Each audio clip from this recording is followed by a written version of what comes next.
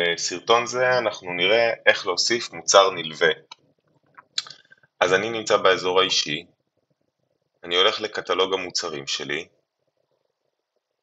מסמן את המוצרים הנלווים, לוחץ על הלשונית ולוחץ על חדש.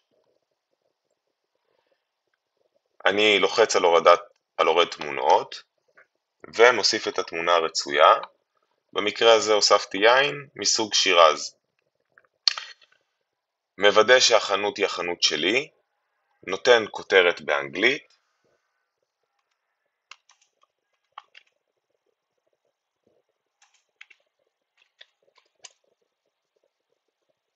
כותרת בעברית,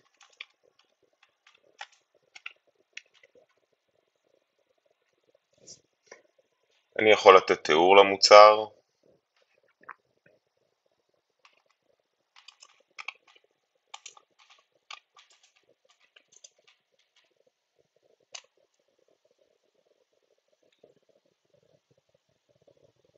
אני יכול גם להעתיק את זה ולתרגם את זה בגוגל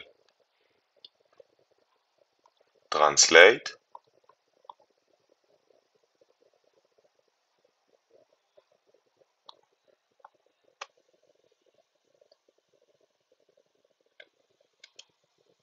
להעתיק, לחזור לאזור האישי, לתת לו מחיר,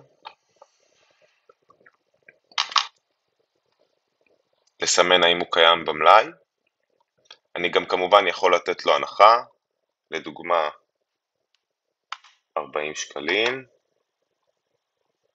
ואז המחיר שיופיע לי הוא 49, המחיר יופיע מחוק, והמחיר לאחר הנחה יופיע 40 שקלים. אני לוחץ על ייצר, מקבל הודעה שזה נוצר בהצלחה, חוזר למוצרים הנלווים שלי, אני יכול לעשות פה חיפוש,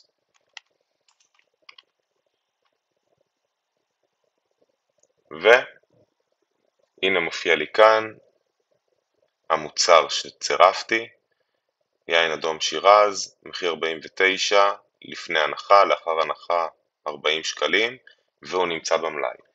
עכשיו אני אוכל, בכל פעם שאני ארצה לצרף את המוצר הנלווה הזה לאחד מהמוצרים הראשיים, לדוגמה זרי פרחים, אני אוכל לצרף אותו, ואנשים יוכלו לרכוש אותו